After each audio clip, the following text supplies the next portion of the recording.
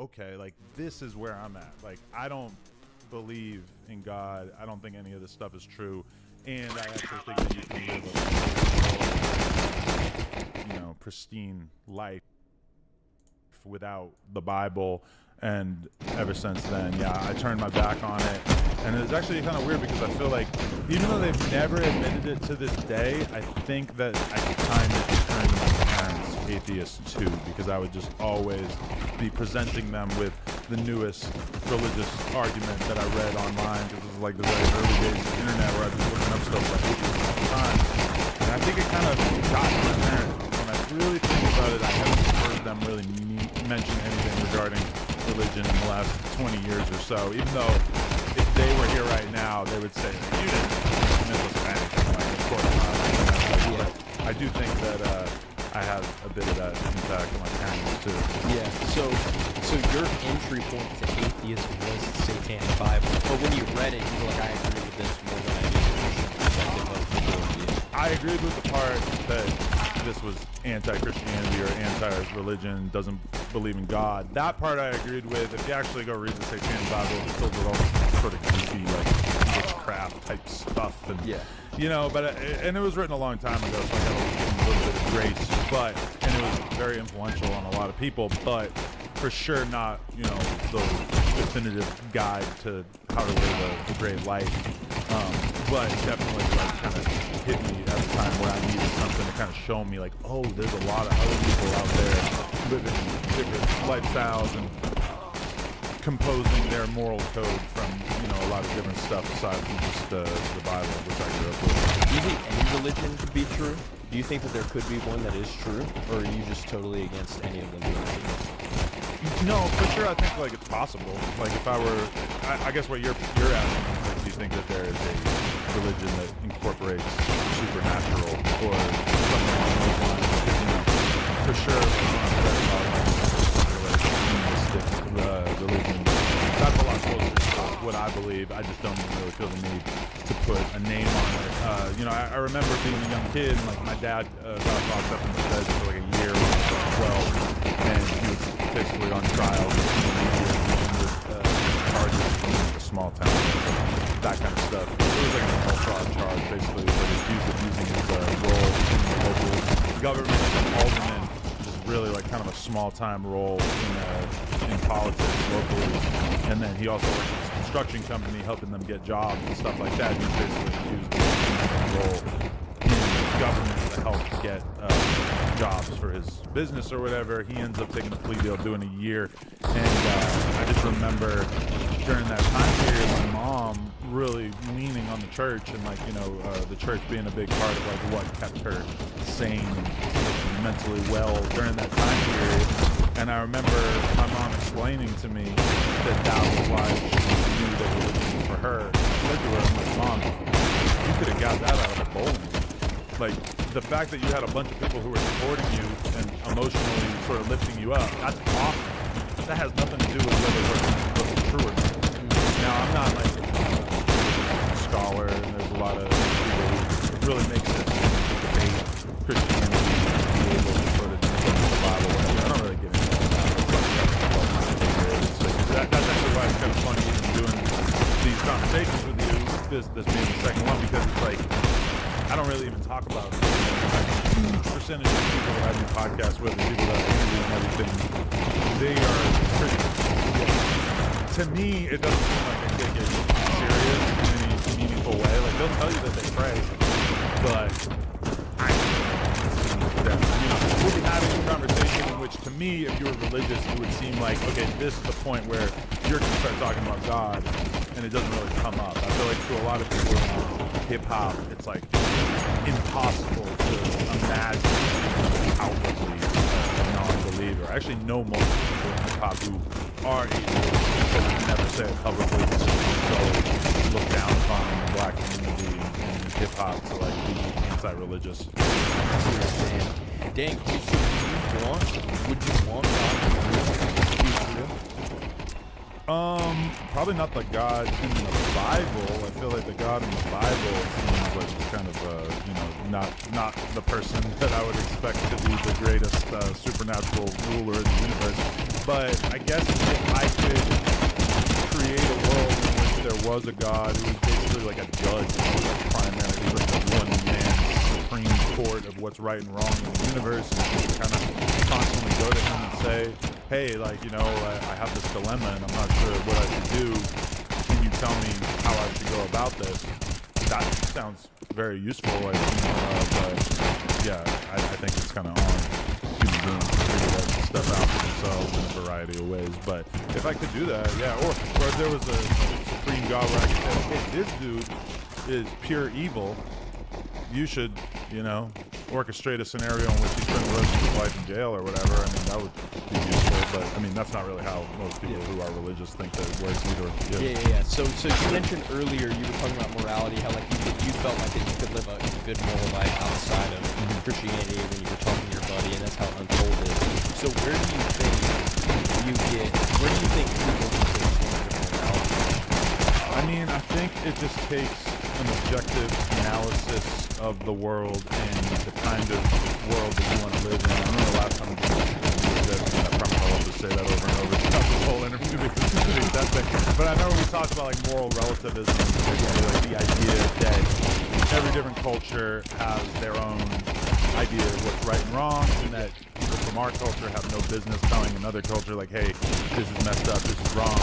And I don't agree with that at all. I think that, you know, the pursuit of understanding what the good life is very much something that can be applicable to everyone. And I think that, you know, for instance, all over the world, there's female genital mutilation taking place, which is basically like, you know, young girls, their fathers, their families will essentially have their vaginas sewn up upon birth or at some point when they're very, very young, and that's basically to ensure that they stay a virgin throughout their life and produces a ton of like horrible health effects. And I can go into more detail about how disgusting the process is.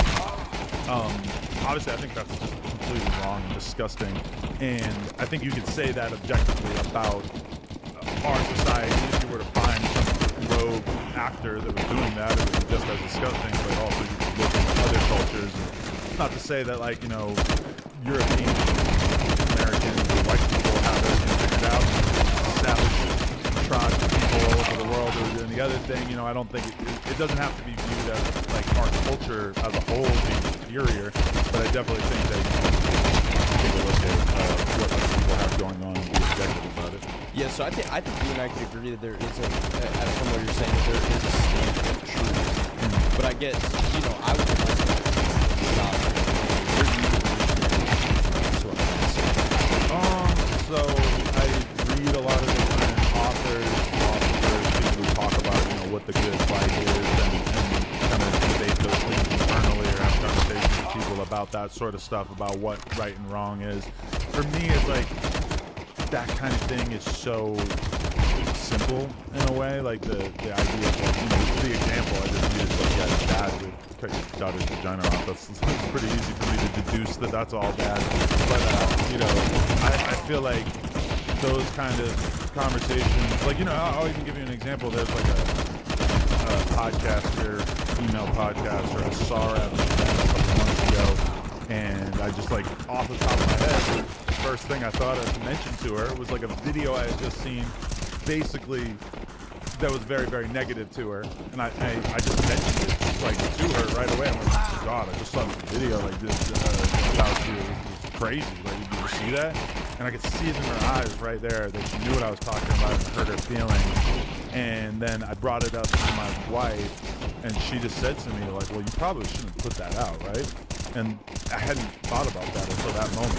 Up until that moment, my mind had solely been on, like, having a viral clip, viral moment. And she said, like, you know, you don't have anything against her. Why would you bring that up? Like, you know, that's for sure, like, she's gonna feel bad about people seeing that, and you're gonna look like a jerk as a result. And I thought, oh, that is a good point. I'm so glad that I have you in my life to check me when I'm sort of riding this tide of ego of, like, oh, I'm gonna get this viral clip out. And she sort of said that, and I, you know, right there, that's just like a little chunk of deciding what was the right or moral thing to do in that moment. And obviously I get it wrong frequently, Yeah. sure. But yeah, I think that even with someone like my wife who's not a philosopher, she's not trained to have these sort of conversations, I think anybody can kind of sort out what they think is right or wrong. Yeah, I see what you're saying. I feel like everyone has that nature built inside of them, but I think that nature comes from God. And then aside from like the moral system that's built into us, I think that the sinful nature we're just born into, according to Christianity, everyone's born into sinful nature. How like when I was 4 years old, right, I remember I was on a trampoline with my buddy, and I had like a plastic Pirates of the Caribbean sword, and I just smacked it in the face with it. Bro, I kidding. No one taught me to do that. I just did it, and like you know what I mean. I just heard him without like no one teaching me that. So that was in me, and I recognized that my ultimate standard. And so I guess like even from an extreme, we can talk about like the female genital mutilation. We can talk about underage prostitution in foreign countries. We can talk about all this grand stuff. But even if you go down to a T of like if you punch me in the face and I punch you back in the face, Jesus would say, don't do that. But literally last night we're playing basketball and two of my friends are chirping at each other, and this random guy that was playing with us was like, yo, you better catch a fade with him. So even he was like, well, this is how we settle things, you guys just fight it out. And so even that is embedded in the culture where Jesus would say, like, actually don't do that. And even that was the challenge at the time. That this is in like Matthew chapter 6, where Jesus is giving like one of his most famous sermons, and he says, society says an eye for an eye. Like if you hit me, I hit you harder back. But he says, if someone hits you on the cheek, turn to give you the other cheek. Basically presenting this idea of not repaying evil for evil, which is so hard in today's society. Like I get so heated at things like that. I bet you can't do it for all you know how to do that. But having that ideology challenged me, I don't know, I guess when I took on the moral standard of the Bible, it made me live a fuller, richer life. It wasn't like God being a cosmic buzzkill in my mind. No, yeah, I mean, that like catch a fade thing is crazy, because I know a lot of people where that's kind of like how their mind works, where it's like, if we have a serious enough disagreement, or if you disrespected me to such an intense extent, then we should actually physically fight. That's the only way that we're going to get over this tension between each other, which to me is crazy. I don't really understand it. I've never been the type of person who felt like I had to like fight with my friends in order to like get through some stuff. You know, for sure I've gotten in fights with my friends over the years. But I always thought it was like a pretty regrettable decision. And it's like, if somebody is capable of disrespecting me to such an extent that I feel like the only way that I'm going to feel better about this exchange is if we actually throw hands, I don't even think that's like a person that I want in my life, or a conversation that needs to be had. I don't think that really makes a lot of sense to me. I do understand that like two people can be so close, like as brothers. I see this all the time. People are related, or they'll end up feeling like they have to fight to get over something. For me, that's foreign. You know, like I'm a podcaster, I feel like if we're having a war of words, I should be willing to lose the war of words if that's where it's going, not like have to switch it over to like, well, we're gonna move past talking to fighting now, because like what if I'm friends with Mike Tyson and he's gonna beat me up 100 times out of 100? It's like that doesn't prove anything. He could still be 100% wrong in the argument. It's like just because he is capable of beating me up doesn't say anything about it. It's like and in comparison, I was a kid, like my daughter. Yes, if we decided that me and my daughter needed to fight to solve. Yeah, I mean that's like that's not teaching her anything about the world that I would want to teach her. If anything, you see that with kids all the time, like you were saying, where they'll smack each other in the face. My daughter's 4. Her and her cousin, who's also 4, she'll punch her in the face or smack her upside the head when she tries to take her toy. And it's like, you see that right there, or when you see it that like one kid will try to hoard the toys and would take all the toys and put them aside, like, no, these are mine. Like, you see these sort of like billionaire instincts that like a lot of adults sort of express, where like there's desire to commit violence to get your way, or to be selfish. Like these are things that like you have to unlearn as a kid, because that's kind of like human nature, to be this like really greedy version of a person in order to be the most dominant in society, and kind of have had people try to argue that to me before. They're like, that their nature is inherently good. And I do think that it takes some coding, reprogramming, in order to make people actually act like that. Like, people don't really come out of the womb. And that's how I understand Christianity, honestly, is that I look at Christianity as like a very early version of man's attempt at understanding the world around him and creating a coherent moral code at a time in which the moon being full was probably just like a really shocking thing. Now I can literally ask ChatGPT right now, like, what's going on with the moon? Why does the moon look different all the time? Or like, there was an earthquake last night. Yep. I'm able to perceive that earthquake as just being something that takes place occasionally, and not being mystified by it. But you can imagine at the time that the Bible was put together that the world probably seemed unbelievably scary, whereas right now the world seems scary in its own right, but also like fairly easy to like understand in comparison. Yeah, no, I understand exactly what you're saying. We've definitely adapted to society to where you can understand things a little bit more, not like over hyper spiritualize things, I guess you could say. There's a verse in Proverbs, I don't know the exact quotation, but he basically, King Solomon's supposed to be like the wisest guy ever. He said there's a way that seems right to a man, but in the end it leads to death. And I can relate to that in a sense. I feel like whenever life tries to handle things Christ's way, I end up doing more damage than actual good. But when I try to like whiten up or muscle my way through things, like if I've got a problem in life, I'm going to fix it myself out of my own knowledge and own strength.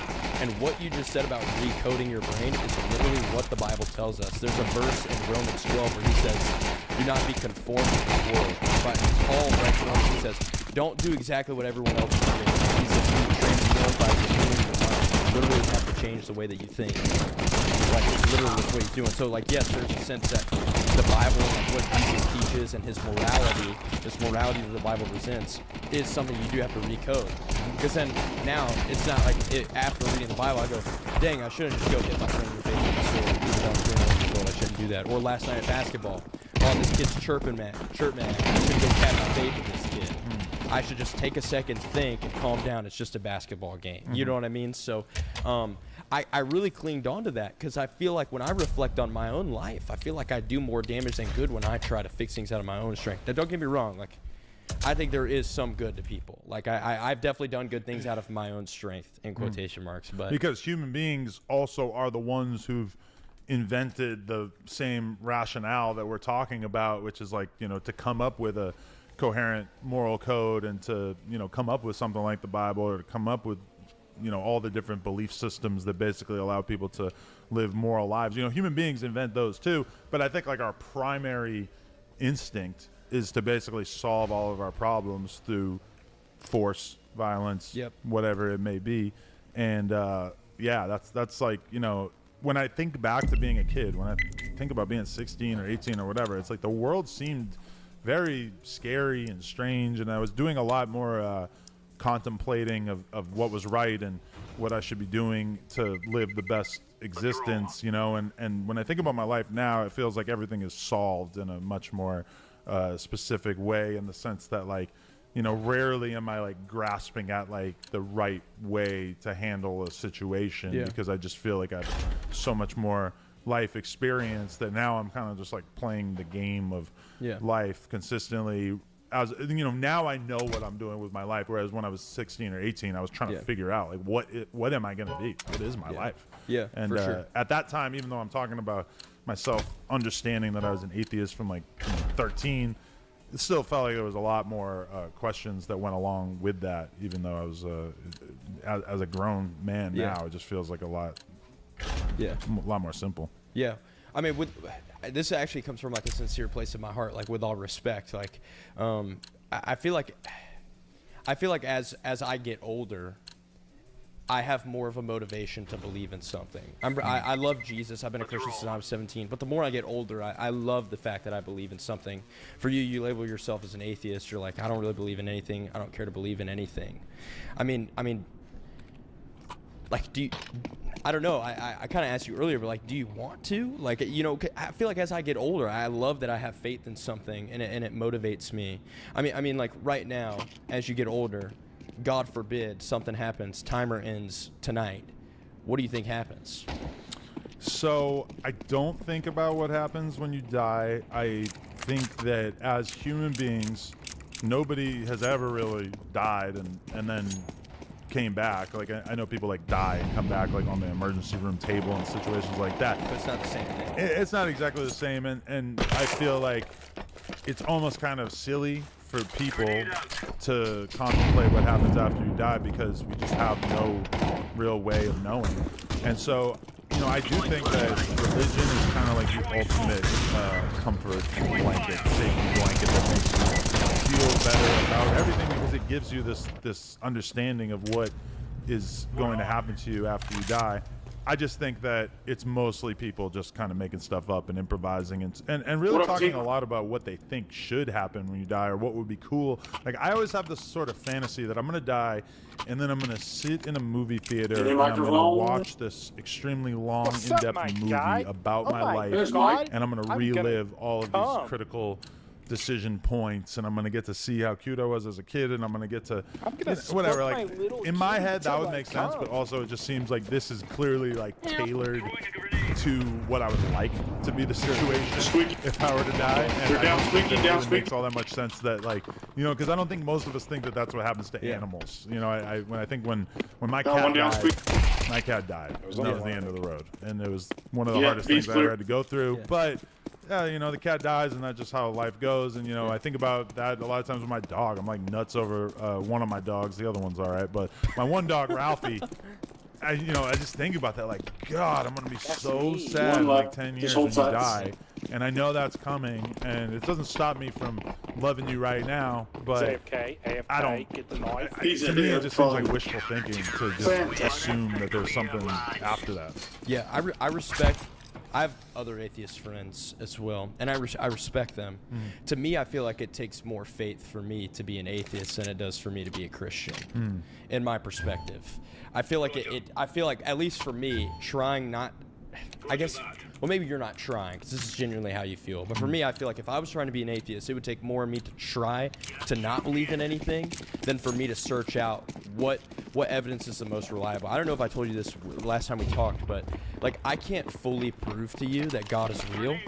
I can't fully prove to you that Jesus is real, and I can't fully prove to you that he's God. But I feel like out of everything across the board on religion, there's more evidence that Christianity is the most reliable than anything across the board. That's why I decided to put my faith and trust in Jesus. Aside from what I feel the reliability, I mean, it's just totally different than everything. We kind of talked about like Islam, Buddhism, Hinduism. Like, I have friends in all these religions, but they're working for everything. They're working to enlightenment. My Muslim friends are working to please Allah. Every time I talk to them, they have no idea where they're going.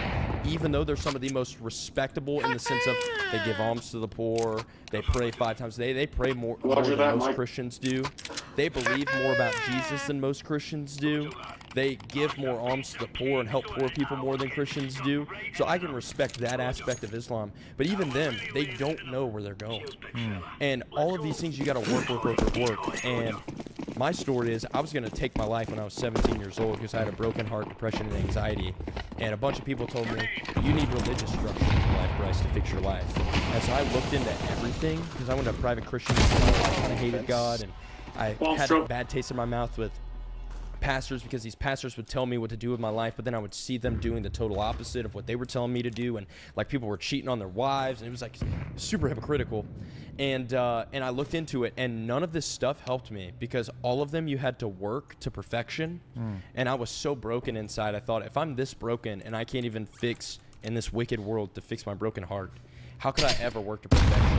It seemed impossible, and I wanted to take my life. But that's the other reason why I love about Jesus, because out of every labeled religion, Jesus Christ is the only God that humbles himself and comes down and meets the broken people where they're at.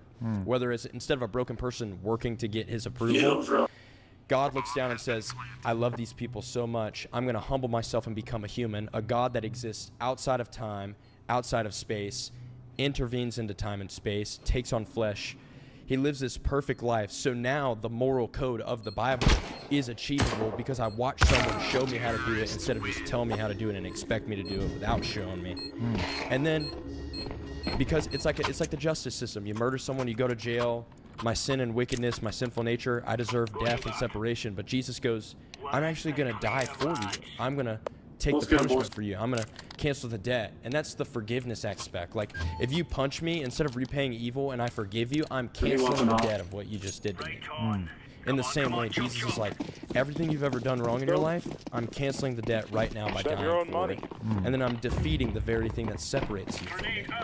And so instead of yes, like sure, religion, I think, yes, like I understand what you mean by a safety blanket, but to me it's deeper than that. Like, out of all of these religions, it's so evident that Jesus wants like friendship with me and you. Like, even though he's God and he's created every human being and there's a bunch of people that he's got to tend to, he still like somehow wants to be so intentional and intimate with me the same way he like views you. And I even thought for myself, like, I think every human being has done wrong, maybe wrong in their own ways. I've never murdered anyone. I've never stolen from a bank. So my wrong may be different from your wrong or whatever that may be. And I always thought that I thought that I always couldn't like work. I thought that God never wanted me because that was my perception. We live in this world like where if you don't scratch my back, then I'm not going to scratch yours. Everything's transactional. And then Jesus brings this idea of unconditional love. Despite how you feel about me, Jesus says, I'm going to love you despite how you feel about me. And so I just thought that like I had to kind of clean myself up before I came to God. But I didn't experience God's love for the first time until I was at my most broken state.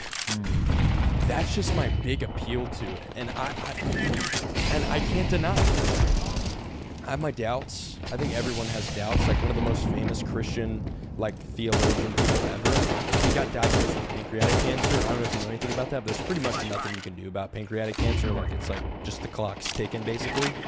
And at that moment, he was like, all right, I got a lot of doubts right now. This famous Christian guy, he was like, I just have to make sure that Jesus really raised from the dead. Because if Jesus really did raise from the dead, then he's the truth. And then he died confidently, like, this really is the truth. And so anyways, I just say all that to say, like, you know, I don't think that, I don't know exactly how Christianity's been presented to you all across the board. Like, I know I've seen clips of people trying to talk to you here and there, and you know, that's great, but like, I think it's just so interesting how Christianity keeps being a topic of conversation to you in some way, shape, or form. Like, yes, it's a labeled religion, but outside of that, like, you look at Jesus and all the religious people, he's like, okay, you've got the wrong idea about why I'm here. Like, they're trying to get him to follow the law, but then, you know, the moral code, we could go back to the moral code, but then Jesus summarizes the entire moral code under this one truth of love the Lord your God with your whole heart, soul, mind, and strength. He basically just says, you're going to live a morally sound life according to God, according to the moral standard, if you just love me. That's it. Like, it's mind-blowing. But how does that even make sense? Like, how does... There's another one outside. I don't know. Like it's a nice idea that, like, all you have to do is love God, and that's going to, like, basically be the solution for everything in your life. From my perspective, it's like... One B ramp. When I think about how a logical God would He might have went back the on the B last ramp. thing that an all-powerful being would need would basically be, like, for the subjugate, the people who, in his kingdom to express their love for him. Like, why is that even a consideration? To me, that's and I go back to this, like, logical God thing a lot. Like, if there was a God, what would be the most logical way for him to act? Because if he really is perfect, then we should basically be able to sort of deduce what God would want. And somebody said that to me very early on, which is basically like, well, atheism...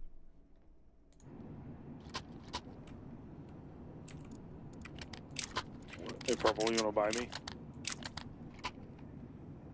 No, sir.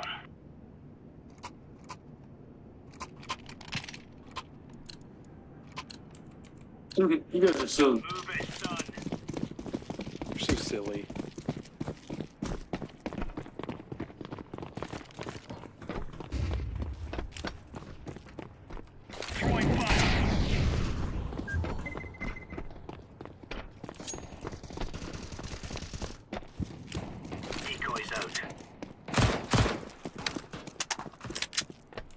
They're going B ramp. I hear him lobbying B. Ball's outside.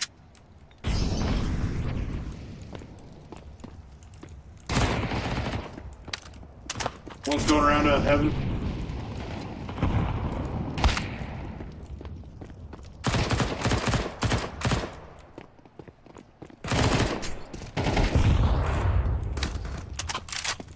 One's on top of me. Laying down smoke. Just watch seconds.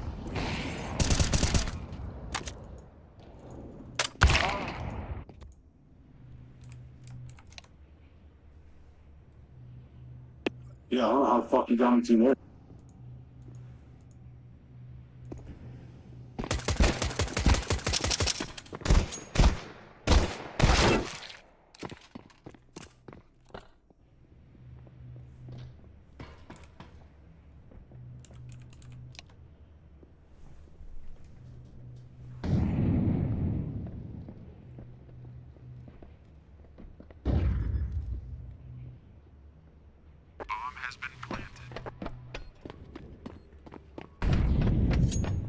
Well, they know where I am, so whatever.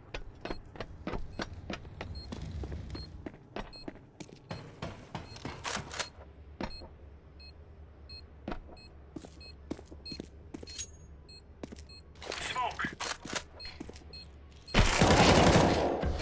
Defusing the bomb. Damn, Mike. Jeez. Michelangelo the shit. Good stuff.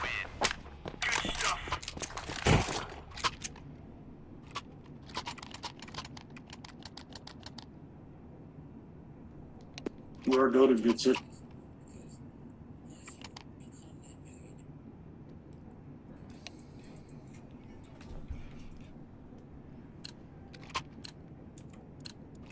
These fellas are gonna regret waking up this morning. Thank you. Throwing flashbang. Grenade out. Throwing smoke. Throwing smoke. Incendiary. Throwing grenade. One's hot, one squeak. One B. B ramp, trophy B ramp.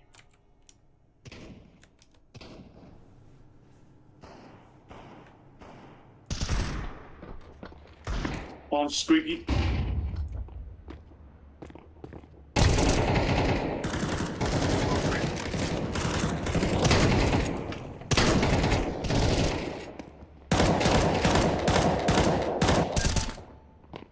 One was hot.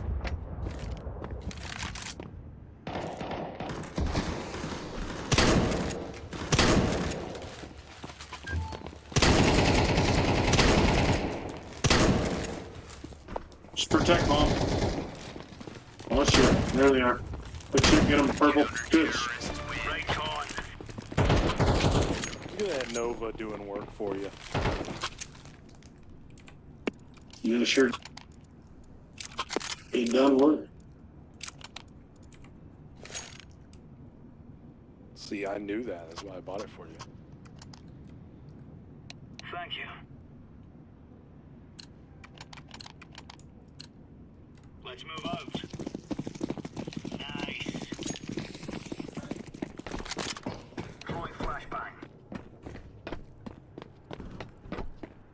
Grenade out. Right, go be. Throwing fire.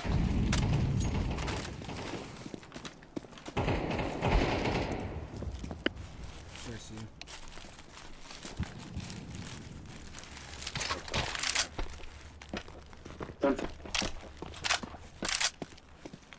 I'm gonna stay. There be planting.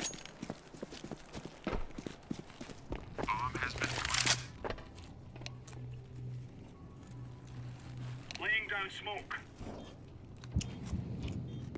Up on.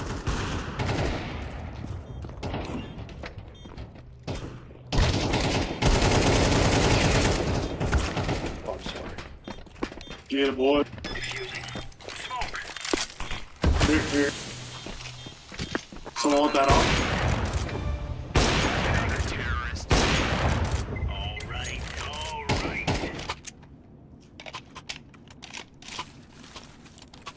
We took the piss out of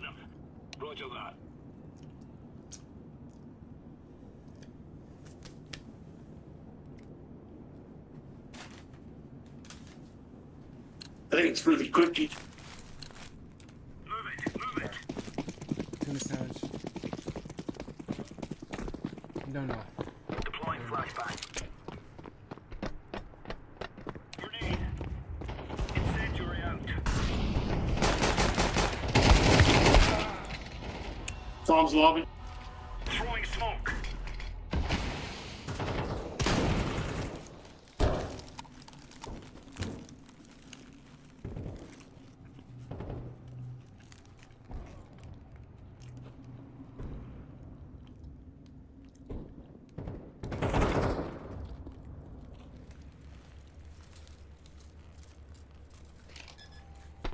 Planting B. Good shit. Probably. Hey. Pop all.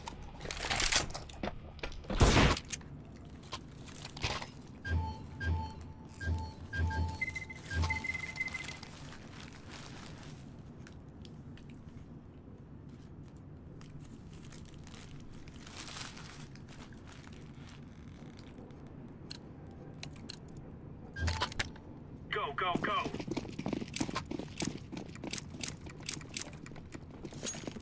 Flashbang.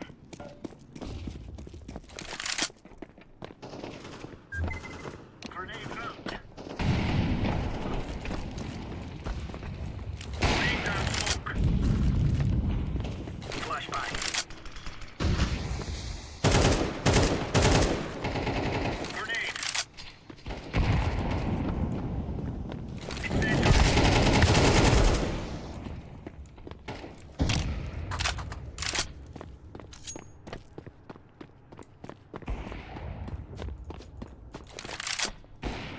Deploying decoy.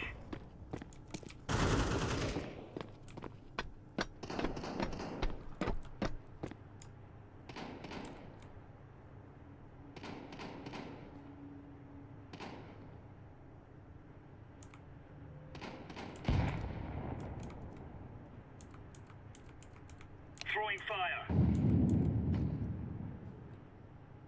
Bombs down. T-spawn.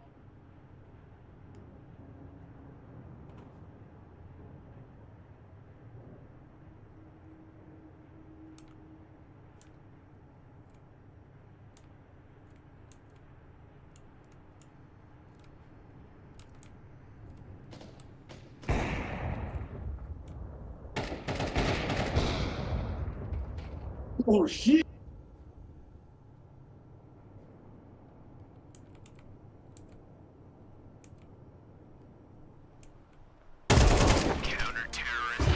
Really laying into them.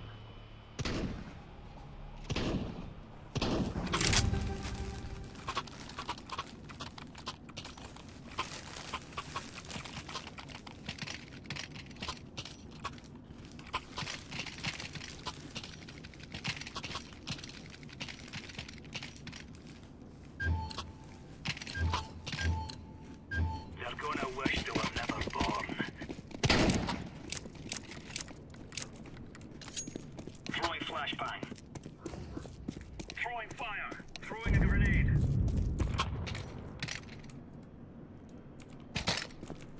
Grenade out.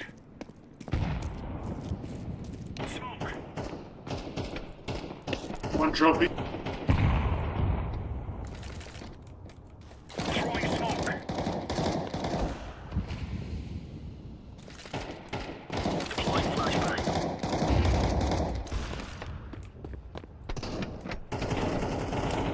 Grenade out. Throwing a grenade.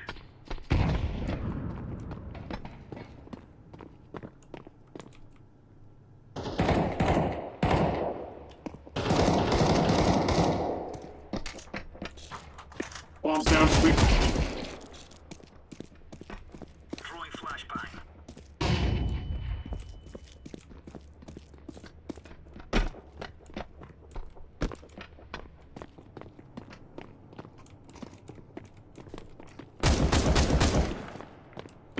Last one's probably AFK.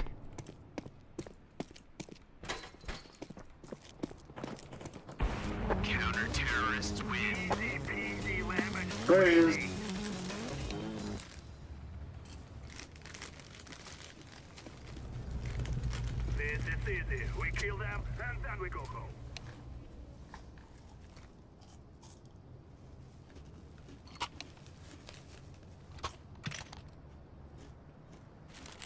Everyone go vent to start. Go squeaky door to vent.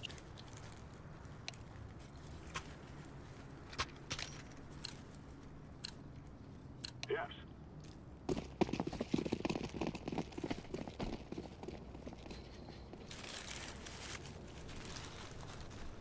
Okay, we'll go outside. Throwing bomb. One or two. Just run, just go secret. One's in mini. Just plant bomb. One more mini. He's on the I'm inside. planting the bomb. Unless he One's in- jumped vents. He jumped vents.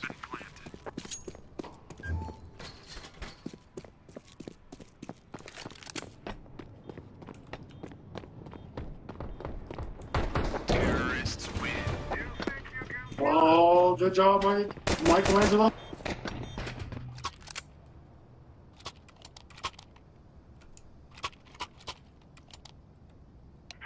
We are the best. Yes. Thank you.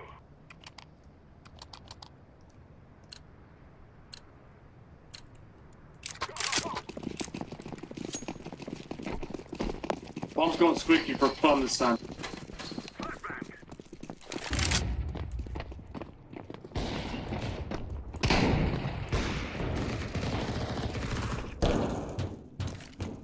Guy pushed Planting. outside. I'm He's planting. gonna have an off now. Bomb has been planted.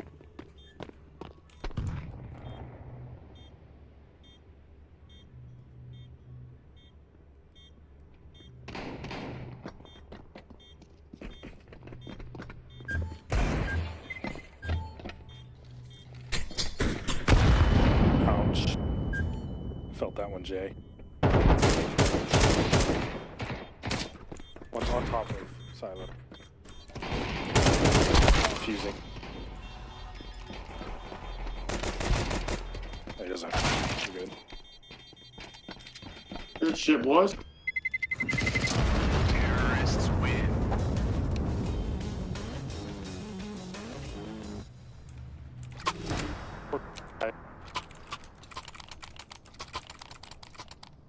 We will stop your little stuff.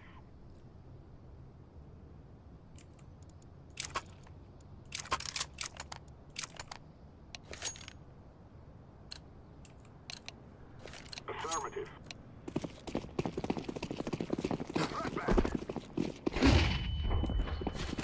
Yeah.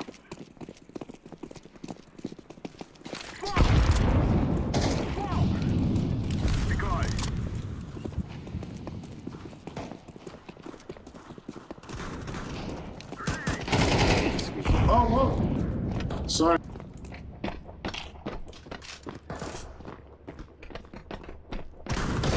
Heaven. terrorists win. We cannot be killed. That was a win.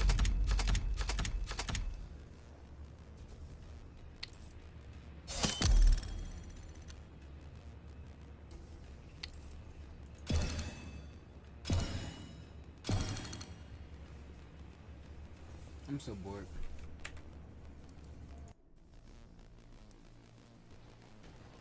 That was gonna be interesting, but it wasn't.